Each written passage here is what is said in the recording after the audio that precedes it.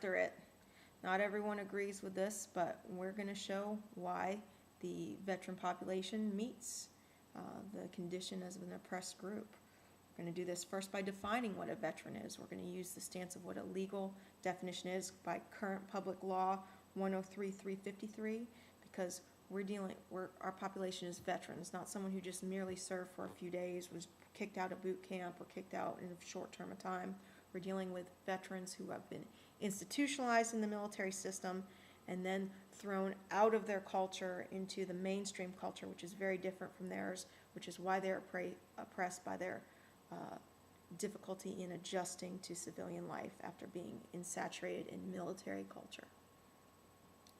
Definition of a veteran: a person who served on active duty for a period of more than 180 days and was discharged or released therefrom with other than a dishonorable discharge, or was discharged or released from active duty because of a service-disconnected disability. So they were severely hurt, which will impact them on the way out if they didn't serve the amount of time to get institutionalized. Either way, they have been put at a disadvantage. In addition, that definition continues on to discuss as a member of a reserve component served on active duty during a period of war or in a campaign or expedition for which a campaign badge was authorized and was discharged or released with such duty with other than a dishonorable discharge. Once again, they actually have to serve, they have to get out there, be exposed to conditions that could put them at risk of PTSD and a multitude of other conditions, and then be put in society. It also further goes along to talk about reserve components don't have a time commitment, but they still have to get injured if they don't receive a campaign badge to become a service-connected veteran and have 180 days afterwards. So with that, although a lot of people see all the assets and all the entitlement benefits that veterans have, entitlement by our class definition, not entitlement, and this is stigma oppression.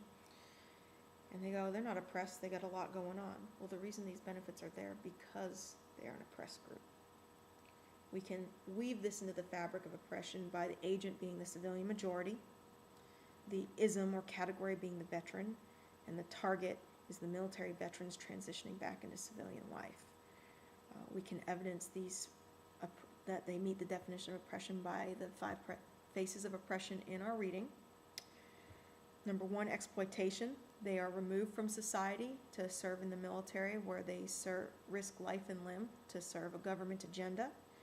And then once they are institutionalized in a culture that's isolated from the rest of society, they're thrust back into it without the tools to necessarily readjust.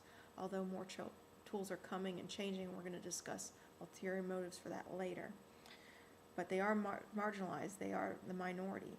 Per 2000 U.S. Census statistics, 22,692 veterans currently in the United States in the year 2000. That's compared to that same year's population of 308,745,538. Now you may go, I've heard different statistics. Well, those statistics that are higher include individuals that are eligible to get in the military. We're talking about the civilian majority. We're not talking about veterans versus civilians who could be in the military. So when you use this statistic, they are only 0.00007% per the U.S. Census. So they are one of the most marginalized groups I've ever heard of. As far as powerlessness, this is where the debate comes in. Yes, there are extensive lobbyist groups, there are extensive benefits, but there's extensive lobbyist groups, NAACP, American Disabilities Act lobbyists, to advocate for other minority groups. So just having lobbyists and benefits doesn't mean you are in power. You are still in the minority by virtue of the fact that your benefits can be taken away. And in fact, veteran benefits are on the table right now under the Obama administration.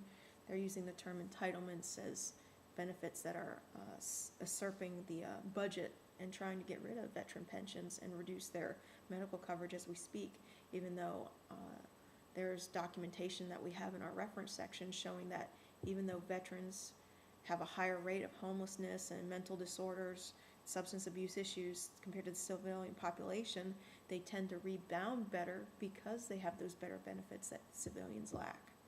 So taking them away would take a overrepresented population and create a larger social issue.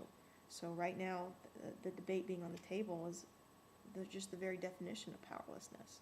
There was also powerlessness issues in the past, which, due to cultural imperialism, which is the fourth base, this us versus them mentality created a fear of veterans. The crazy military veteran, the Vietnam veteran, being the most prominent, the baby killer. Veterans nowadays being seen as rigid, unable to adapt to civilian society. Me personally, having to advocate for veterans on an employment level, I see this with employers every day. In spite of all these lobbyist initiatives for the Work Opportunity Tax Credit, veterans preference, it's just like American Disabilities Act. It's hard to actually enforce the affirmative action initiatives to help these veterans, and that can be evidenced by the higher unemployment rates. So I do argue powerlessness is still current in today's society, just as it was in the previous decades, where veterans actually didn't have the same amount of veterans that they do now.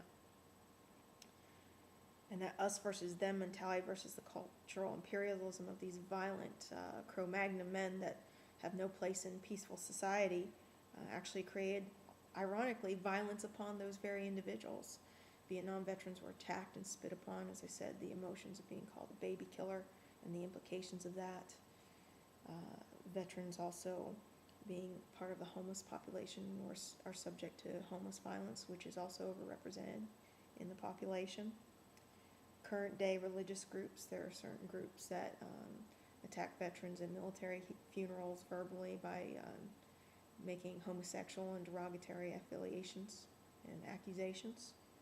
So I say violence is still as strong as ever, even though there's more pro-military initiatives today, which I'll discuss at the end. But before we discuss that, our groups are going to talk about the specific elements that make the veteran population unique based upon their group. Veterans with physical disabilities by virtue of their military service, veteran mental disabilities that are related to their service connection, and multiple layers of oppression, military veterans of color, female veterans, and homosexual veterans. And then after we cover that, I'll discuss, okay, that's where I'll end. I'm at 7:30. I've practiced this several times. It ranges between 6 minutes long and 7 minutes and 45 seconds long. If we each do about 5 to 8 minutes, we should be good on time. But after you all do your 3 elements that I just listed, what will happen is we will then from there be able to,